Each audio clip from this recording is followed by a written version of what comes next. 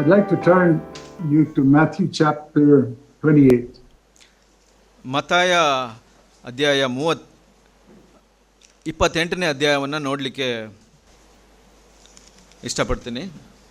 Jesus has told us in verse 19 to go and make disciples in every nation. ಯೇಸು ಸ್ವಾಮಿ ಹೀಗೆ ಹೇಳಿದರು 28ನೇ ಅಧ್ಯಾಯ 19ನೇ ವಚನದಲ್ಲಿ, ನೀವು ಹೊರಟು ಹೋಗಿ ಎಲ್ಲ ದೇಶಗಳ ಜನರನ್ನು ಶಿಷ್ಯರನ್ನಾಗಿ ಮಾಡಿರಿ ಅಂತ. So it was in obedience to that command here that we came to Hubli many years ago. ಈ ಒಂದು ಆಜ್ಞೆಯ ವಿಧೇಯತೆಯಿಂದ ಈ ಹುಬ್ಳಿ ಪಟ್ಟಣಕ್ಕೆ ನಾವು ಬಹಳ ವರ್ಷಗಳ ಮೊದಲು ಬಂದ್ವಿ. And why did we come to Hubli those many years ago to preach? ಯಾಕೆ ಈ ಹುಬ್ಳಿ ಪಟ್ಟಣಕ್ಕೆ ನಾವು ಬಂದ್ವಿ ಅಷ್ಟು ವರ್ಷದ ಮೊದಲು? It was to make disciples. ಇದು ಜನರನ್ನ ಶಿಷ್ಯರನ್ನಾಗಿ ಮಾಡಲಿಕ್ಕೆ. Many people in Hubli knew about Jesus Christ. ಬಹಳಷ್ಟು ಮಂದಿ ಹುಬ್ಳಿಯಲ್ಲಿ ಅವರು ಯೇಸು ಸ್ವಾಮಿಯನ್ನು ಅರಿತವರಾಗಿದ್ದರು. And believed in Jesus also. ಯೇಸು ಸ್ವಾಮಿಯನ್ನು ನಂಬಿದ್ರು ಕೂಡ. There are so many churches there. ಅಲ್ಲಿ ಬಹಳಷ್ಟು ಸಭೆಗಳಿದ್ದವು. But the question is whether they are all disciples. ಆದರೆ ಪ್ರಶ್ನೆ ಏನಂದ್ರೆ ಅವರೆಲ್ಲ ಶಿಷ್ಯರ ಅಂತ. He did not tell us, the Lord did not tell us to go and make people who believe in him. ಕರ್ತನು ಹೀಗೆ ಹೇಳಲಿಲ್ಲ, ನೀವು ಎಲ್ಲ ಹೋಗಿ ಅವರೆಲ್ಲ ನನ್ನನ್ನು ನಂಬುವಂತೆ ಮಾಡಿ ಅಂತ ಹೇಳಲಿಲ್ಲ.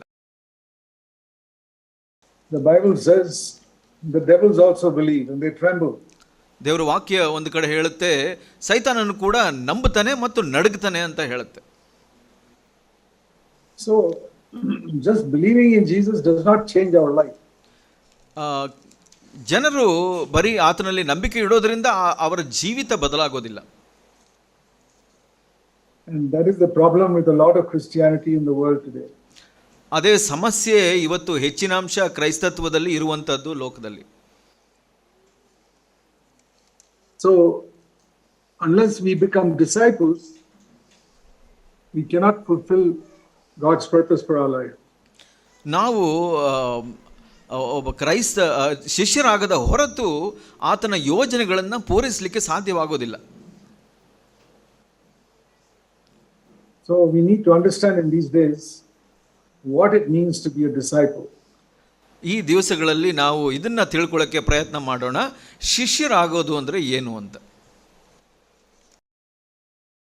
See, all of you believe that Jesus Christ is God. ನೀವು ಎಲ್ಲರೂ ಯೇಸು ಸ್ವಾಮಿಯನ್ನ ದೇವರು ಅಂತ ನಂಬ್ತೀರಾ? That he came as a man and died for our sins. I know you all believe that. ನೀವು ಎಲ್ಲ ನಂಬ್ತೀರಾ ಆತನು ಮನುಷ್ಯನಾಗಿ ಬಂದು ನಮಗಾಗಿ ನಮ್ಮ ಪಾಪಗಳಿಗಾಗಿ ಸತ್ತನು ಅಂತ?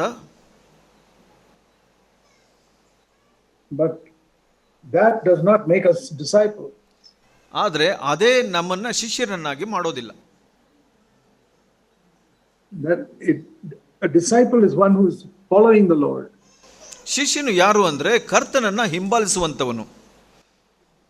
Not just someone who says I believe in Jesus. ಈ ಒಬ್ಬ ವ್ಯಕ್ತಿ ನಾನು ಕ್ರಿಸ್ತನನ್ನ ನಂಬುತ್ತೀನಿ ಅಂತ ಹೇಳುವಂತವನು ಶಿಷ್ಯನಲ್ಲ. Because belief is something in our mind. ನಂಬಿಕೆ ಅನ್ನುವಂಥದ್ದು ಮನಸ್ಸಿನಲ್ಲಿ ನಂಬುವಂಥದ್ದಾಗಿದೆ. Jesus wants us to know him personally as our friend. ಯೇಸು ಸ್ವಾಮಿ ನಾವು ಎಲ್ಲರೂ ಆತನನ್ನು ವೈಯಕ್ತಿಕವಾಗಿ ಆತನನ್ನು ಸ್ನೇಹಿತನಂತೆ ಕಂಡುಕೊಳ್ಬೇಕು ಅಂತ ಬಯಸ್ತಾರೆ. He wants to walk beside us every day of our life. ಅವರು ನಮ್ಮೊಟ್ಟಿಗೆ ನಮ್ಮ ಜೊತೆಯಲ್ಲಿ ನಮ್ಮ ಪಕ್ಕದಲ್ಲಿ ನಡಿಲಿಕ್ಕೆ ಬಯಸ್ತಾರೆ. Exactly like those first disciples walked with him in Nazareth 2000 years ago. ನಜರೇತಿನಲ್ಲಿ ಆತನ ಶಿಷ್ಯರ ಜೊತೆ ಹೇಗೆ ಯೇಸು ಸ್ವಾಮಿ ನಡೆದರೋ ಹಾಗೇನೆ. And if if we become disciples, we can experience that in our life. ನಾವು ಶಿಷ್ಯರಾದರೆ ಅದನ್ನ ಅನುಭವಿಸಲಿಕ್ಕೆ ಸಾಧ್ಯವಾಗುತ್ತೆ. So, first thing we need to ask ourselves is, how can I be a disciple? ಮೊದಲು ನಮ್ಮನ್ನು ನಾವು ಪ್ರಶ್ನೆ ಮಾಡಿಕೊಳ್ಬೇಕು, ನಾನು ಶಿಷ್ಯನಾಗೋದು ಹೇಗೆ ಅಂತ. God doesn't force anybody to do anything. ನಾವು ಏನಾದರೂ ಮಾಡೋದಕ್ಕೆ ದೇವರು ಕರ್ತನು ನಮ್ಮನ್ನು ಒತ್ತಾಯ ಮಾಡೋದಿಲ್ಲ. Why is it so many Christians also can do so many sinful things? ಯಾಕೆ ಭಾಳಷ್ಟು ಕ್ರೈಸ್ತರು ಭಾಳಷ್ಟು ಪಾಪಗಳನ್ನು ಮಾಡ್ತಾರೆ? Because God has given them a free will to choose. So ಯಾಕೆ ಅಂದರೆ ಕರ್ತನು ದೇವರು ಜನರಿಗೆ ಆ ಸ್ವತಂತ್ರ ಮನಸ್ಸನ್ನು ಕೊಟ್ಟಿರೋದ್ರಿಂದ ಅವರು ಮಾಡ್ತಾರೆ ಪಾಪಗಳನ್ನು. And He never takes it away. ಅದನ್ನು ದೇವರು ತೆಗೆದು ಬಿಡೋದಿಲ್ಲ ಅವರಿಂದ. Even after you become a believer, He will not take away your free will. ನೀವು ಶಿಷ್ಯರಾದ ನಂತರನೂ ದೇವರು ಆ ಸ್ವತಂತ್ರ ಮನಸ್ಸನ್ನು ತೆಗೆದು ಬಿಡೋದಿಲ್ಲ ನಿಮ್ಮ ಜೀವಿತದಲ್ಲಿ. You can come to this meeting and go tomorrow and commit some terrible sin. ನೀವು ಈ ಕೂಟಗಳಿಗೆ ಬರ್ಬೋದು, ಬಂದ ನಂತರ ನೀವು ಮನೆಗಳಿಗೆ ಹೋಗಿ ನೀವು ಪಾಪಗಳನ್ನು ಮಾಡಬಹುದು. And God won't stop you. ಅಲ್ಲಿ ದೇವರು ನಿಮ್ಮನ್ನು ನಿಲ್ಲಿಸೋದಿಲ್ಲ, ತಡೆಯೋದಿಲ್ಲ. Because then He has to control you if He's going to stop you. ದೇವರು ನಿಮ್ಮನ್ನ ತಡಿಬೇಕು ಅಂದ್ರೆ ನಿಮ್ಮನ್ನ ನಿಯಂತ್ರಣ ಮಾಡ್ದಂಗೆ ಆಗುತ್ತೆ. Then you'll become like a machine. ಹಾಗಾದ್ರೆ ನೀವೆಲ್ಲ ಒಂದು ಮೆಷಿನ್ ಅಥವಾ ಯಂತ್ರದ ಉಪದಲ್ಲಿ ಆಗ್ಬಿಡ್ತೀರ. It's like your scooter. If you start it, you press the button, it will start. ಇದು ಒಂದು ಸ್ಕೂಟರ್ನಂತೆ, ನೀವು ಆ ಬಟನ್ ಅನ್ನು ಒತ್ತಿದ್ರೆ ಅದು ಸ್ಟಾರ್ಟ್ ಆಗುತ್ತೆ. The scooter does not have a choice. If you push it, it will move. ಸ್ಕೂಟರ್ಗೆ ತನ್ನ ಸ್ವಂತ ಒಂದು ಆಯ್ಕೆ ಮಾಡಲಿಕ್ಕೆ ಶಕ್ತಿ ಇಲ್ಲ. ನೀವು ತಳ್ಳಿದ್ರೆ ಅದು ಮುಂದೆ ಹೋಗುತ್ತೆ. When you put it on a stand, it will stand there. ನೀವು ಅದನ್ನ ಸ್ಟ್ಯಾಂಡ್ ಹಾಕಿ ನಿಲ್ಲಿಸಿದ್ರೆ ಅದು ನಿಂತುಕೊಳ್ಳುತ್ತೆ. But man is not like that. ಆದರೆ ಮನುಷ್ಯನು ಹಾಗಲ್ಲ. God is not there to push you and make you stop or any such thing. ದೇವರು ಅಲ್ಲಿ ನಿಮ್ಮನ್ನ ತಳ್ಳೋದು, ನಿಲ್ಲಿಸೋದು ಹೀಗೆಲ್ಲ ಮಾಡೋದಿಲ್ಲ. ಆ ಥರದ ಕಾರ್ಯಗಳಿಲ್ಲ ಅಲ್ಲಿ. Because He does not want to treat you like some dead machine. ಯಾಕೆ ಅಂದರೆ ದೇವರು ನಿಮ್ಮನ್ನ ಈ ಥರ ನಡ್ಸ್ಕೊಳ್ಳಿಕ್ಕೆ ಇಷ್ಟಪಡೋದಿಲ್ಲ, ಒಂದು ಸತ್ತ ಯಂತ್ರದಂತೆ. He has given every one of you, what the Bible says, a free will to choose. ನಿಮ್ಮಲ್ಲಿ ಎಲ್ಲರಿಗೂ ದೇವರು ನಿಮ್ಮ ಸ್ವಂತ ಮನಸ್ಸನ್ನು ಕೊಟ್ಟಿದ್ದಾರೆ, ಸ್ವತಂತ್ರವನ್ನು ಕೊಟ್ಟಿದ್ದಾರೆ. So you must choose to follow Jesus. ನೀವು ಯೇಸು ಸ್ವಾಮಿಯನ್ನು ಹಿಂಬಾಲಿಸಲಿಕ್ಕೆ ಅದನ್ನು ಆಯ್ಕೆ ಮಾಡಬೇಕು. He will not force you. ಅವರು ನಿಮ್ಮನ್ನು ಒತ್ತಾಯ ಮಾಡೋದಿಲ್ಲ ನಿಮಗೆ. It is one of the most important things to remember. ಇದು ಬಹಳ ಮುಖ್ಯವಾದ ಸಂಗತಿ, ನಾವು ಎಲ್ಲ ನೆನಪಿಟ್ಕೊಳ್ಬೇಕು. And this is the reason why believers keep on sinning. ಇದೇ ಒಂದು ಕಾರಣದಿಂದ ವಿಶ್ವಾಸಿಗಳು ಪಾಪವನ್ನು ಮಾಡ್ತಾನೆ ಇರ್ತಾರೆ. Because God doesn't take away their free will. ಯಾಕಂದ್ರೆ ದೇವರು ಅವರ ಸ್ವತಂತ್ರ ಚಿತ್ತವನ್ನು ತೆಗೆದು ಬಿಡೋದಿಲ್ಲ. If He had taken away your free will, you would never sin in your whole life. ದೇವರು ನಿಮ್ಮ ಸ್ವತಂತ್ರ ಚಿತ್ತ ಮನಸ್ಸನ್ನು ತೆಗೆದು ಬಿಟ್ಟಿದ್ರೆ ನೀವು ಪಾಪ ಮಾಡ್ತಾ ಇರಲಿಲ್ಲ. But you say, why doesn't God do that? ಯಾಕೆ ದೇವರು ಹಾಗೆ ಮಾಡಲಿಲ್ಲ? Because then you'll become like that scooter. You'll be a machine. ನೀವು ಯಾಕಂದ್ರೆ ನೀವು ಯಂತ್ರವಾಗ್ಬಿಡ್ತೀರ ಆ ಸ್ಕೂಟರ್ ಹಾಗೆ. And God is a father.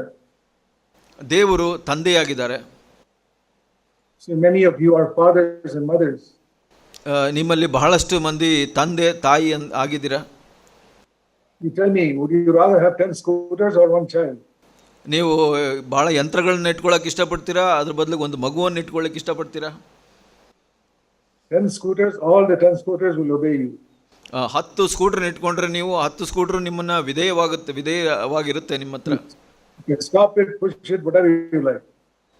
ನೀವು ಅದನ್ನ ನಿಲ್ಲಿಸಬಹುದು, ತಳ್ಳಬಹುದು, ಏನ್ ನಿಮಗೆ ಇಷ್ಟ ಇದೆ ಅದೆಲ್ಲ ಮಾಡಬಹುದು ನೀವು. Because that's a machine. ಯಾಕಂದ್ರೆ ಅದು ಒಂದು ಯಂತ್ರ. But your child is not like that. ಆದ್ರೆ ಮಗು ಹಾಗಲ್ಲ. You tell your child to go, he won't go. ಈ ಮಗುಗೆ ನೀವು ಹೋಗು ಅಂತಂದ್ರೆ ಹೋಗೋದಿಲ್ಲ, You tell him to come, he won't come. ಬಾ ಅಂತ ಹೇಳಿದ್ರೆ ಬರೋದಿಲ್ಲ. But the scooter is not like that. ಆದರೆ ನಿಮ್ಮ ಸ್ಕೂಟರ್ ಹಾಗಲ್ಲ, That will obey you completely. ಅದು ನಿಮ್ಮನ್ನ ಪೂರ್ಣವಾಗಿ ವಿಧೇಯವಾಗುತ್ತೆ ನಿಮಗೆ. Then why do you love your child more than the scooter? ಯಾಕೆ ಮತ್ತೆ ನಿಮ್ಮ ಮಗುವನ್ನ ಆ ಸ್ಕೂಟರ್ಗಿಂತ ಹೆಚ್ಚಾಗಿ ಪ್ರೀತಿಸ್ತೀರಾ? Even though the child is disobedient. ಆ ಮಗು ನಿಮಗೆ ಅವಿಧೇಯನಾಗಿದ್ರೂ ಸಹ. There you understand how God is a father. ಅಲ್ಲಿ ನಿಮಗೆ ಅರ್ಥ ಆಗುತ್ತೆ ದೇವರು ಹೇಗೆ ನಮಗೆ ತಂದೆಯಾಗಿದ್ದಾರೆ ಅಂತ. He wants you to follow him out of your own choice, not because he compels you. ದೇವರು ನೀವು ನಿಮ್ಮ ಸ್ವಂತ ಚಿತ್ತದಿಂದ, ಸ್ವತಂತ್ರ ಚಿತ್ತದಿಂದ ಆತನಿಗೆ ವಿಧೇಯನಾಗಬೇಕು ಅಂತ ಬಯಸ್ತಾರೆ, ಒತ್ತಾಯದಿಂದ ಅಲ್ಲ. And he doesn't want to say, if you don't obey me, I'll punish you. ಅವರು ಹೀಗೆ ಕೂಡ ಹೇಳಲಿಕ್ಕೆ ಬಯಸುವುದಿಲ್ಲ, ನನಗೆ ವಿಧೇಯನಾಗಿಲ್ಲ ಅಂದರೆ ನಿನ್ನನ್ನು ಶಿಕ್ಷಿಸ್ತೀನಿ ಅಂತ.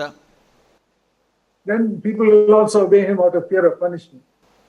ಹಾಗಿದ್ರೆ ಜನರು ಕೂಡ ಒಂದು ಭಯದಿಂದ ಶಿಕ್ಷೆ ಕೊಡ್ತಾರೆ ಅನ್ನೋ ಭಯದಿಂದ ಆತನಿಗೆ ವಿಧೇಯನಾಗ್ತಾರೆ. There are many Christians like that. They obey because they're afraid they'll be punished if they disobey. ಬಹಳಷ್ಟು ಕ್ರೈಸ್ತರು ಹಾಗಿದ್ದಾರೆ, ನಾನು ದೇವರಿಗೆ ವಿಧೇಯನಾಗಿಲ್ಲ ಅಂದರೆ ದೇವರು ಶಿಕ್ಷೆ ಕೊಡ್ತಾರೆ ಅಂತ ವಿಧೇಯರಾಗ್ತಾರೆ. God doesn't want that type of obedience. ದೇವರು ಆ ಥರದ ಒಂದು ವಿಧೇಯತೆಯನ್ನು ಬಯಸುವುದಿಲ್ಲ. Do you want your child to obey you only when you're punished? Only when he is punished? ನಿಮ್ಮ ಮಗು ಹೀಗೆ ನಿಮಗೆ ಶಿಕ್ಷೆ ಕೊಟ್ಟಾಗಲೇ ನಿಮಗೆ ವಿಧೇಯನಾಗಬೇಕು ಅಂತ ಬಯಸ್ತೀರಾ? You know that you would rather your child obeys you. You want your child to obey you without being punished. So ನಿಮ್ಮ ಮಗು ನೀವು ಶಿಕ್ಷೆ ಕೊಡದೇನೆ ಅದು ನಿಮ್ಗೆ ವಿಧೇಯನಾಗಬೇಕು ಅನ್ನೋದನ್ನ ಬಯಸ್ತೀರಾ ನೀವು? God also is like that.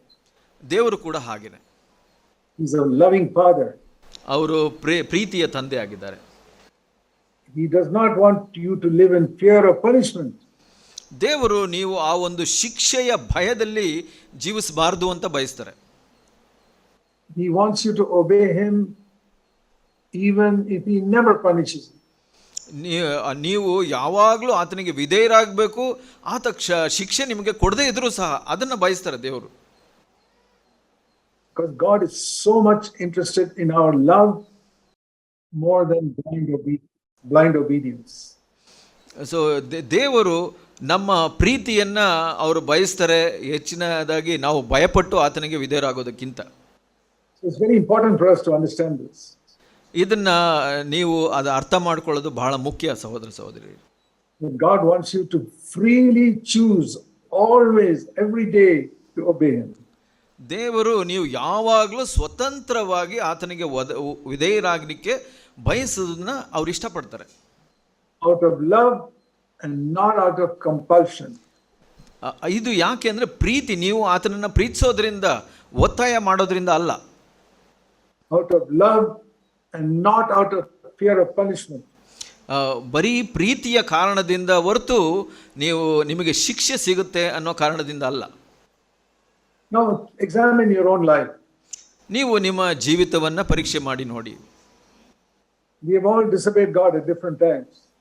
ನಾವು ಎಲ್ಲರೂ ಅನೇಕ ಪರಿಸ್ಥಿತಿಗಳಲ್ಲಿ ದೇವರಿಗೆ ಅವಿಧೇಯರಾಗ್ತೀವಿ.